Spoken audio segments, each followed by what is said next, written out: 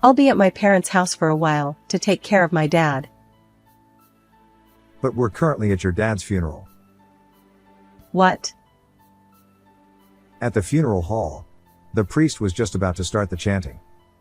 I was more exasperated than angry at my wife's completely clueless phone call, especially since I hadn't been able to reach her for a while. What do you mean? I mean, your dad has already passed away. No way! Even over the phone, I could tell she was visibly shaken. She didn't realize that the lie she had been telling, which might have worked if her father were still alive, was now completely useless. What on earth had she been doing? I was dumbfounded. My father-in-law, James, was my former boss and the person I trusted the most. He was not only diligent at work but also a very kind person in everyday life. It was through his introduction that I met my wife, Rosemary. Rosemary was a bit of a sheltered girl who didn't know much about the world, but when we first met, I found that endearing and married her. In the early days of our marriage, she worked hard at unfamiliar household chores and devoted herself to me. We were blessed with a son and had a happy family. However, as soon as our son graduated from college and started working, she completely abandoned all housework and started going out frequently. I thought it might be a reaction to raising our child, so I overlooked it. But then, my father-in-law collapsed. I'm worried about my mom being alone, so I've decided to help take care of my dad too. Since then, Rosemary stopped going out and instead started staying at her parents' house half of the week. I was very concerned about my father-in-law, but at that time, I was extremely busy with work and frequently traveling overseas.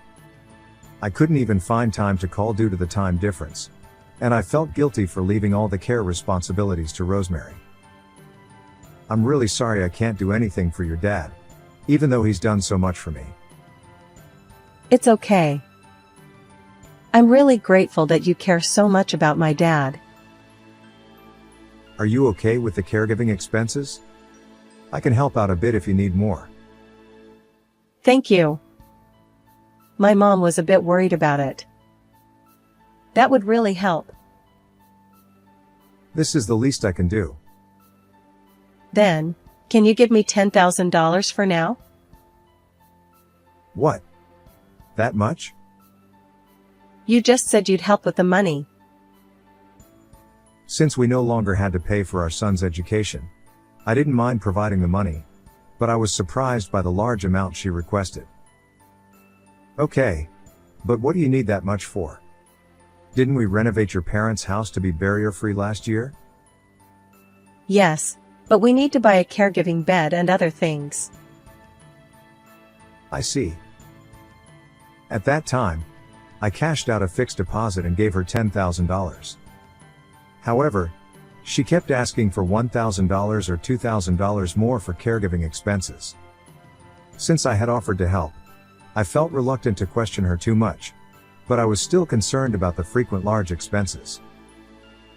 The average caregiving cost is $700 to $800 per month according to the internet. So what is she spending it on?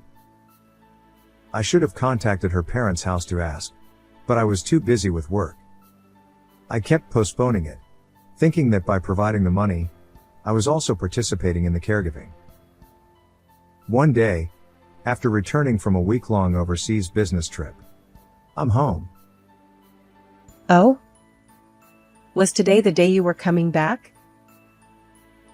I returned home a bit earlier than planned, and my wife rushed into the living room, out of breath. I thought you were at your parents' house taking care of your dad today, Rosemary. I have to come home sometimes, or the housework piles up. Thanks for that. But what's going on? Your hair is messy, and you're sweating a lot. Were you doing a big cleaning? Yes, I thought I might as well rearrange the furniture. Then I'll help you. You just got back from a business trip and must be tired. Why don't you go to a nearby cafe and relax until I'm done cleaning? It's fine. I'll help. No, that's not necessary. Please, go out and take it easy. She insisted, so I went to a nearby cafe. But something felt off. Why can't she clean if I'm here? It felt like she didn't want me in the house. Could someone have been here? No way. I had a bad feeling. Hey, I got a call from my parents' house. They want me to come over today. Is that okay? Right now? As I was sipping my coffee and feeling uneasy, my wife called. My mom threw out her back. She wants me to help take care of her. Threw out her back? When? A couple of days ago, but I didn't want to worry you while you were overseas. I see. But weren't you in the middle of a big cleaning? That's done. I need to hurry, so I'm sorry. Before I could say anything, she hung up. I rushed home to find the house empty.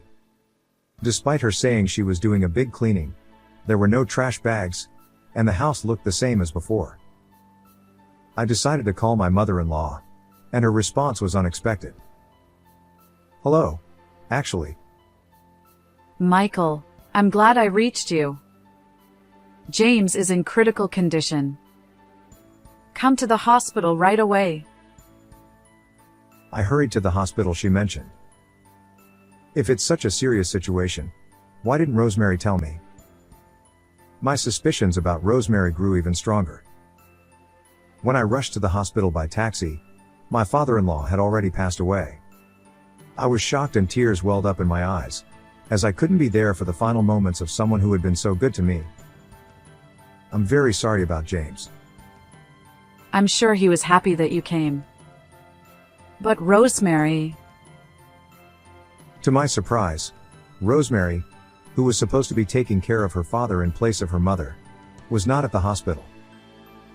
I've been trying to contact her multiple times. But Rosemary was coming to take care of James every day, right? Rosemary? She hardly ever came. What? But she stayed over at your house many times and I gave her a lot of money for caregiving expenses. What are you talking about? We looked at each other in astonishment. She said she needed to buy a caregiving bed and other things, so I've given her about $30,000 so far. The caregiving bed is rented, and we use caregiving insurance, so it doesn't cost that much. Besides, we have savings, so there's no need to borrow money. I see. Where had Rosemary been going, claiming she was caregiving? And what had she been using the money I gave her for? In any case, I helped my mother-in-law with the funeral preparations. There were many things to do, such as arranging the funeral and contacting relatives, and time passed by quickly. Of course, I tried to contact Rosemary many times during this period, but her phone seemed to be off, and I couldn't reach her at all. Before I knew it, the day of the funeral had arrived. In the family seating area, it was just my mother-in-law, my son, and me. Many relatives who came asked, "Where's Rosemary?" But I could only give vague answers. Then, just as the priest was about to start the chanting, Sorry, but it looks like I'll be staying at my parents' house for a while longer to take care of my dad. Rosemary, who hadn't answered any of my calls, called me in a carefree voice. I might not be able to come home for another week. Sorry. Really? My dad's condition is worse than I thought, and I'm worried. I see. It's a shame that I can't spend time with you while you're in the US. That's fine. So, where are you now? I told you, I'm at my parents' house. For what reason? What are you talking about? To take care of my dad, of course. We're at his funeral right now. What? Rosemary was silent for a few seconds, seemingly unable to comprehend the situation. Hey, are you listening? Your dad has passed away. No, why? Who have you been taking care of? I'll come right away. Just tell me the location of the funeral. Finally understanding the situation, Rosemary's voice was frantic. Ah, you don't need to come. Why not? It's my dad's funeral. You haven't been reachable at all. So what are you talking about? My phone was broken. I couldn't help it. Just tell me the location. The priest is about to start the chanting, and you'll just be in the way. How can you say that? Fine, I'll ask my mom. Your mom said not to come. No way! Anyway, I'm busy. Bye. Ignoring her as she tried to say something else, I hung up the phone. Actually, I already know where Rosemary is and who she's with. Dad, I saw Mom walking arm in arm with a man. Liam told me this when I was frustrated about not being able to reach Rosemary. I saw her last month at the location of my company's new employee training. I was curious and followed them, and they went into a hotel. Liam awkwardly took out his phone and showed me a photo. You've got to be kidding me. I thought she was away taking care of James. Right? I was shocked too. But I didn't want to tell you until I had more evidence. You were thinking about that? Yeah. Working is tough, you know. Since I started my job this year, I've realized how hard you've worked for us. I can't forgive Mom for betraying you like this. I was surprised that my son, whom I still thought of as a child, had been thinking about me in this way. You've grown up, Liam. Of course. I'm an adult now. That's true. So, did you find any evidence? Yeah, absolutely. You know I bought Mom a new phone with my first paycheck, right? I remembered Rosemary being so happy about it and bragging to me. No way. Yes, way. Mom is terrible with technology, so I set everything up for her. I installed GPS to track her location and set it up so I could see her messages on my computer. You managed to do all that? I'm a programmer at my current job. This was easy. I was impressed by how reliable my son had become. When I saw the evidence he had gathered, I was stunned. Her affair partner is this guy? And they're on a trip to Hawaii right now. Can you believe it? They're supposed to come back tomorrow, so she might call during the funeral. Just as Liam predicted, Rosemary called in the middle of the funeral. The predictability of the situation made Liam and me exchange looks of exasperation, and I almost burst out laughing. But I held it in, knowing it would be inappropriate. My brother's wife, thinking I was holding back tears, gently said, "Don't lose heart," which made me feel even more guilty as I nodded silently. After the priest finished the chanting and we were about to close the coffin lid. I'm sorry I'm late. Dad. Suddenly, Rosemary burst into the funeral hall with tears streaming down her face. She immediately clung to her father and began to cry loudly. The relatives who didn't know the situation felt sympathy for her, but my son and I were just exasperated. We let her cry for a while, but Rosemary wouldn't stop and kept clinging to her father. The funeral staff started to look troubled, and the attendees began to murmur. Enough already. It was my mother-in-law. She had been holding back her tears and trying to stay strong to see her husband off. Rosemary, you have no right to cry. What? But Dad died. Of course, I'm going to cry. Then where have you been all this time without contacting us? And what's with that outfit? Well, Despite it being her father's funeral, Rosemary was wearing a bright red dress. Coming straight back from Hawaii. You two didn't have time to change, did you? I glared at the man in the blue aloha shirt standing near the entrance of the funeral hall. I never thought the affair partner would be my brother, David. All the attendees turned their gaze towards David. Everyone, while Rosemary claimed to be taking care of her dad, she was actually having an affair with my brother. No, it's not true. I just ran into David at the station, and we came here together. Your excuses are pathetic. It's true. Please believe me. He's just making things up. I have proof. What? I held up my phone and showed everyone the photos of the affair, making both of them turn pale. The hotel you always go to is Sincerity and Pure Love near the station.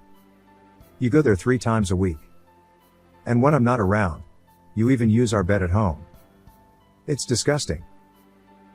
Why do you have those photos? These? Liam took them. What? The phone Liam gave you, remember? He set it up so he could track your movements and read your messages. That's horrible. You two tricked me. I can't forgive you. That's my line.